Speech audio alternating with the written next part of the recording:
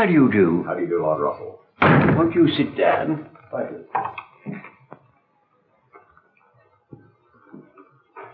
Now, what are we going to talk about? Well, Lord Russell, as you approach your 80th birthday, I think we'd like you to tell us what you think you have learned and what you think you will never learn in your career as a philosopher. Well, there are some things that I don't think I shall ever learn, and that indeed I hope I shall never learn. I don't wish to learn to change my hopes for the world. I'm prepared to change my beliefs about the state of the world, about what happens, but not about what I hope. About that I hope to remain constant. I think we might call the subject of our talk 80 years of changing beliefs and unchanging hopes. It's very difficult for anybody born since 1914 to realize how profoundly different the world is now from what it was when I was a child. The change has been almost unbelievable.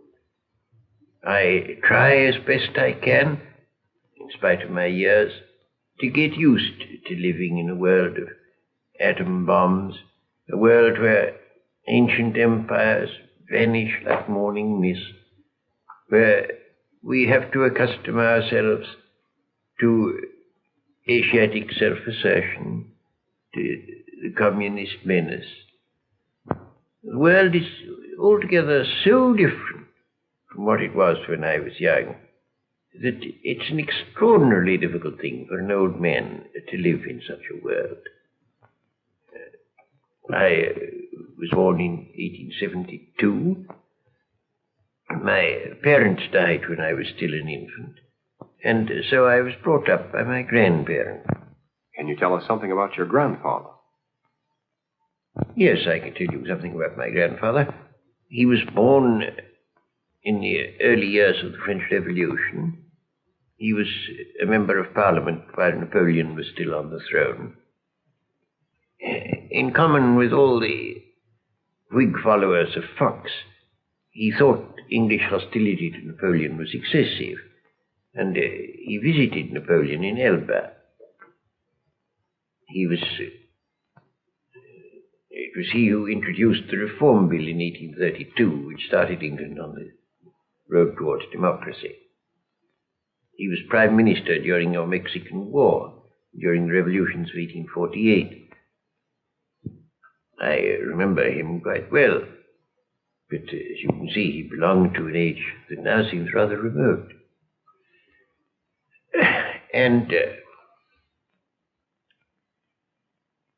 the world where I was young was a solid world, a world where all kinds of things that have now disappeared were thought to be going to last forever. It didn't dawn on people that they would cease. English people certainly regarded English naval supremacy as a sort of law of nature. Britannia ruled the waves. It didn't occur to us that that might stop. Never thought. Even with Bismarck? Bismarck was regarded as a rascal and was thought of as a sort of uneducated farmer. But it was assumed that the influence of Goethe and Schiller would gradually bring Germany back to a more civilized point of view. And moreover, we thought of Germany as only a land power. Germany had at that time no navy. We weren't at all afraid of Germany. In fact, liberal opinion was more favorable to Germany than to France at that time. Bismarck himself compared Germany and England to an elephant and a whale, each formidable in its own element, but no danger to each other. And that was how we felt, so we were not afraid of Bismarck at all. It was thought that there was going to be ordered progress throughout the world. Gradually, every country was going to take to parliaments. There was going to be a bicameral legislature and two parties, and it was all going to be exactly like England everywhere, all over the world. My grandmother used to laugh because one time she said to the Russian ambassador, "Perhaps someday you will have a parliament in Russia." And he said, "God forbid, my dear Lady Russell." Except for the first word, the Russian ambassador at the present day might give the same answer. But that was the assumption. It was all going to be orderly, all quite nice. The atmosphere, apart from politics, was one of Puritan piety, very great piety, very great austerity. We always had family prayers at 8, and before family prayers I had to do half an hour's practice at the piano, which I hated. Although there were 8 servants in the house, the food was always of the utmost simplicity.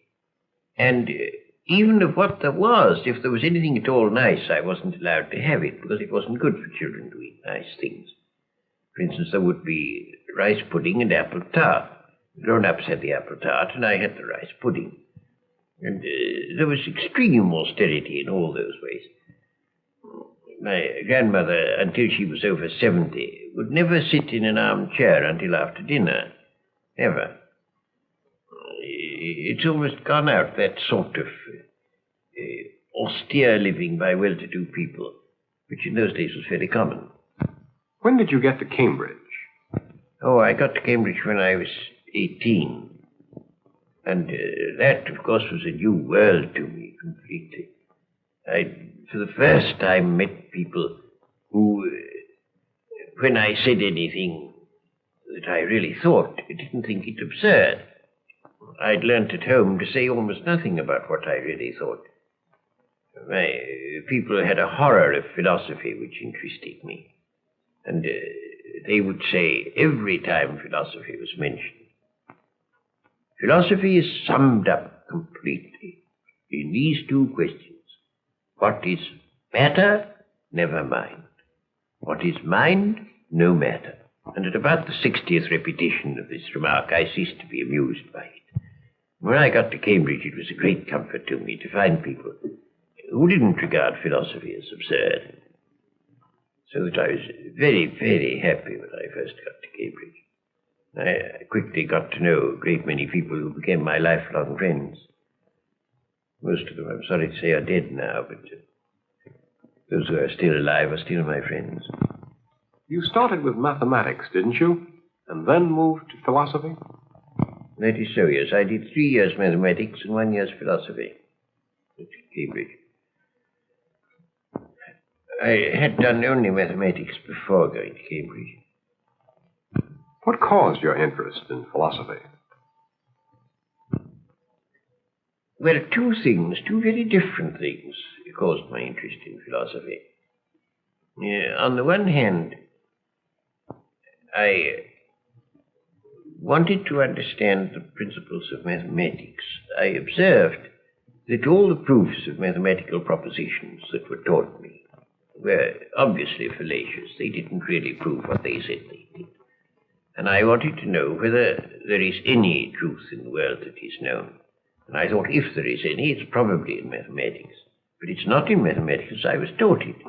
And so I tried to find out some truth there.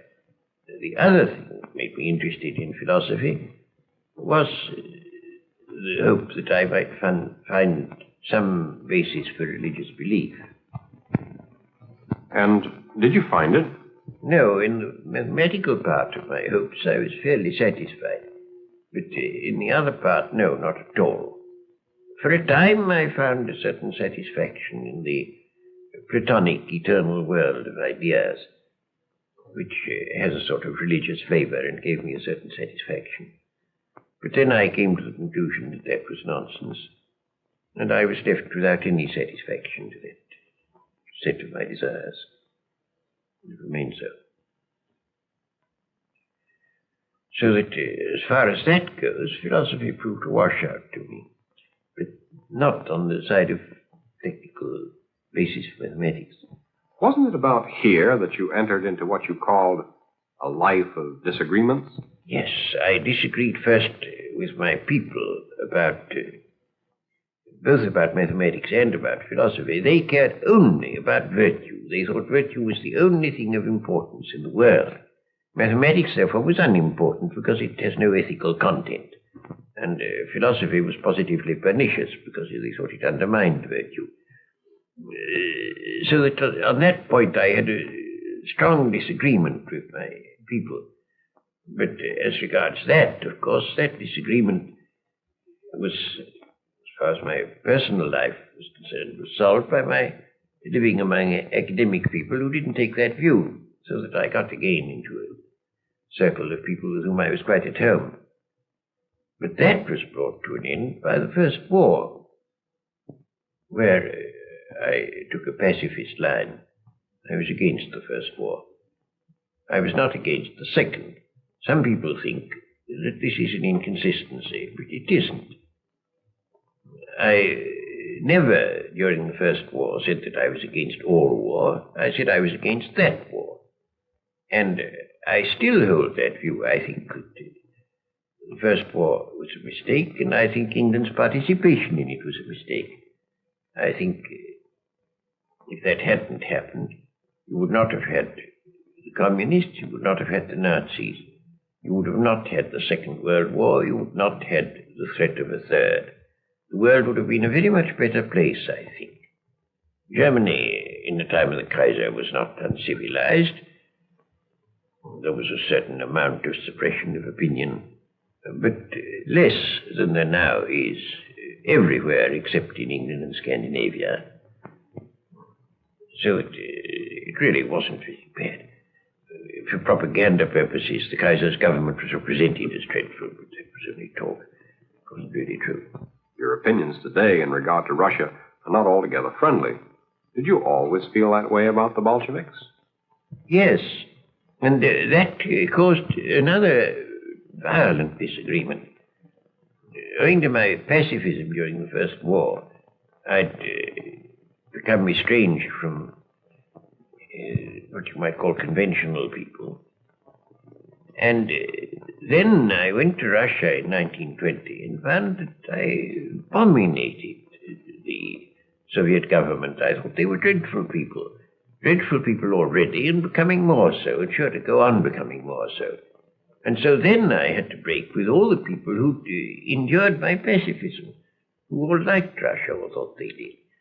So that I was left in a very great isolation at that time. But, however, I escaped some of the pain of it by going to China, where I spent a very happy year. I liked the Chinese very much. And there I found people that I could agree with, that I could like. Any conclusions about China? Oh, I don't know about conclusions. I don't think I came to any particular conclusions. I continue to think as I had thought before, that democracy is the best form of government where it will work. It didn't work very well in China. It wasn't working at all. And one could see that it wouldn't work there. They hadn't the political experience. But I thought it would work there in time. And I dare say it would have done if circumstances had been a little more propitious. On your return, the focus of your interests changed, didn't it? Yes. Owing to the birth of my two elder children, I became very much interested in education.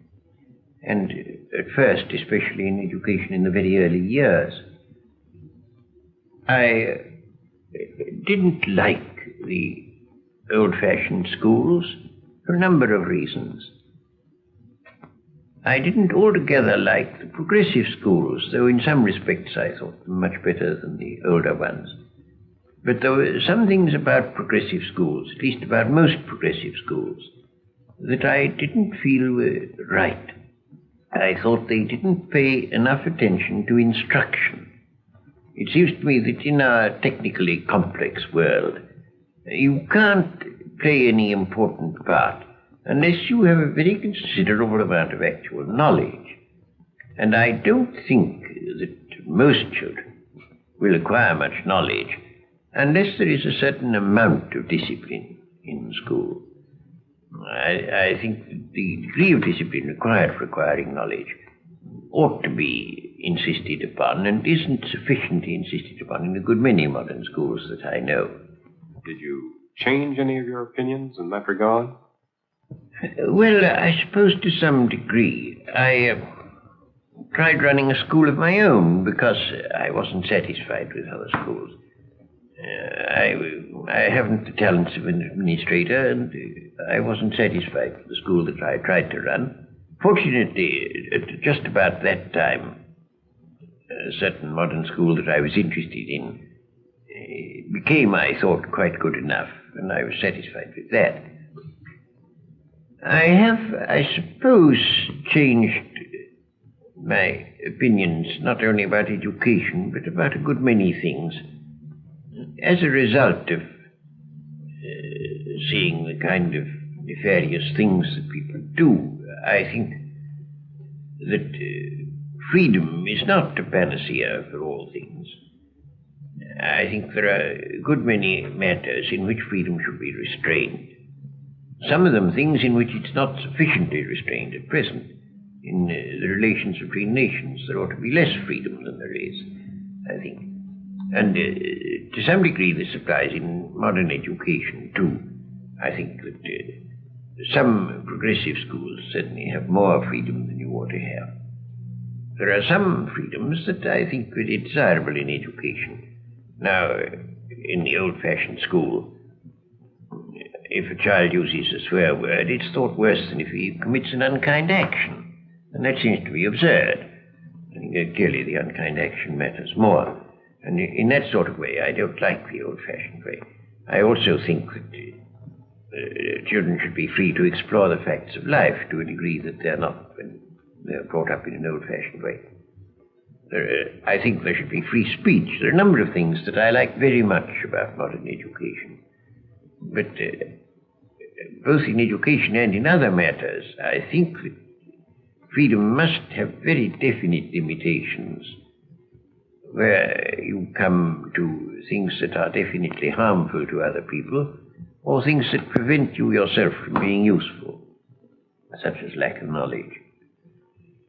So that there are those respects in which I suppose I should lay less stress on freedom than in former times. Do you still believe in the importance of abstract philosophy? Well, now that's a very difficult question. I have myself a passion for clarity and exactness and sharp outlines. For some reason that I've never understood, this makes people think that I have no passions, that I'm a cold fish. I don't know why, but it does cause people to think that. I don't myself think that's altogether just, so that's neither here nor there.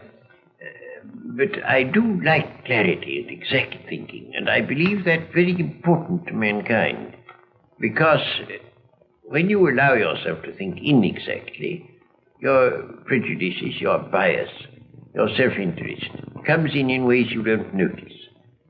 And you do bad things without knowing that you're doing them. Self-deception is very easy. So that I do think clear thinking immensely important. But I don't think philosophy in the old-fashioned sense is quite the thing the world needs nowadays. I think the needs of the world are different from that. Well, just what do you feel today's needs are? Well, of course, the needs depend on what a person's capacities are. But if I were now, at this moment, a young man, whether in England or in America, I should not take to philosophy. I should think there were other things better to take to. If I had the necessary capacity, I think I would be a physicist. If my capacities didn't run in that direction, I should think that history, psychology, mass psychology especially, theory of politics, things of that sort are much better worth working at than pure philosophy. And it's that sort of thing that I should take to if I were now young. Lord Russell, what do you think the world needs to reach a happier state? Well, I think there are three things that are needed if the world is to adapt itself to the Industrial Revolution. The troubles we are suffering now are essentially troubles due to adapting ourselves to a new phase of human life, namely the industrial phase. And I think three things are necessary if people are to live happily in the industrial phase. One of these is world government.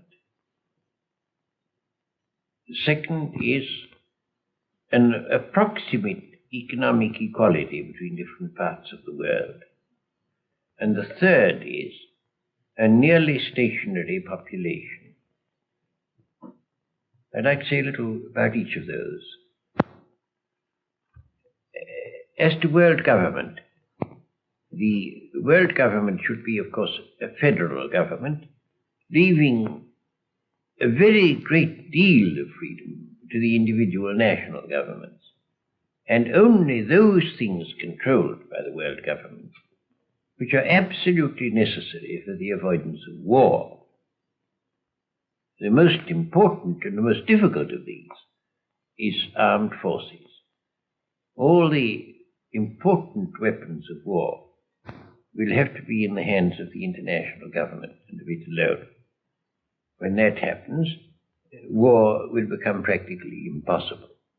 And if war were impossible, mankind could go ahead.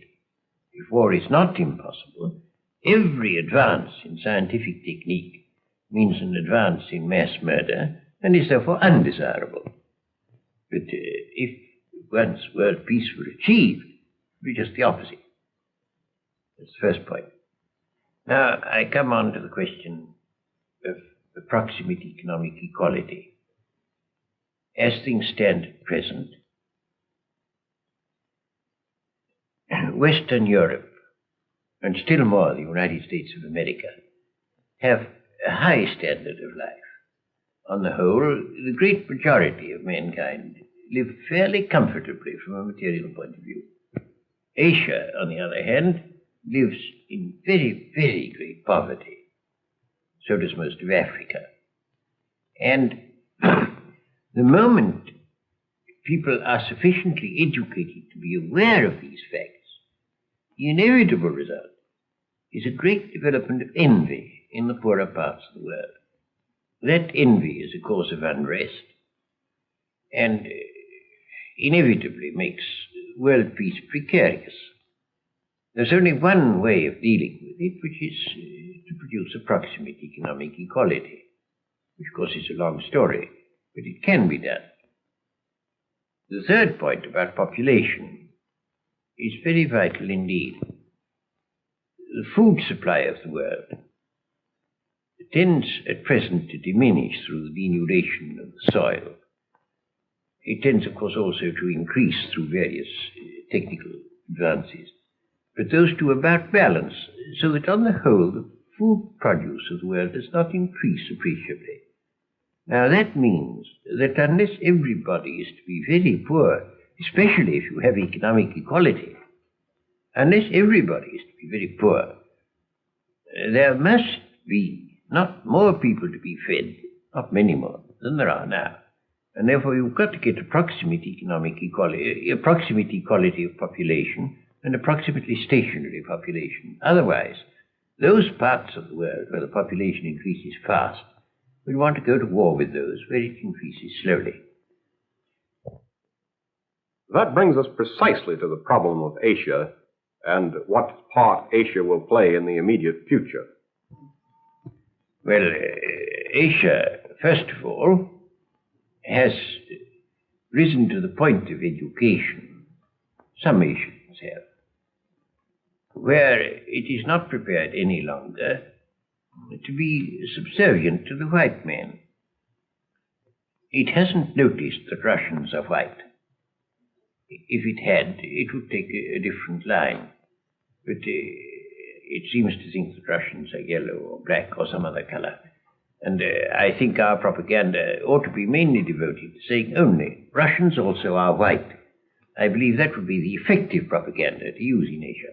But I pass that point by. Asia clearly is going to claim equality with the white man. And it's perfectly futile, absolutely futile, for the white man to resist that claim. It will infallibly win, infallibly. And we ought, therefore, to concede it graciously at once before we're driven to it. To concede complete equality to Asia. But if Asia is not to overwhelm the rest of the world with a vast flood of population and poverty, Asia must live up to its responsibilities and must learn the sort of things we have learned in the West, which is how to maintain a roughly stationary population.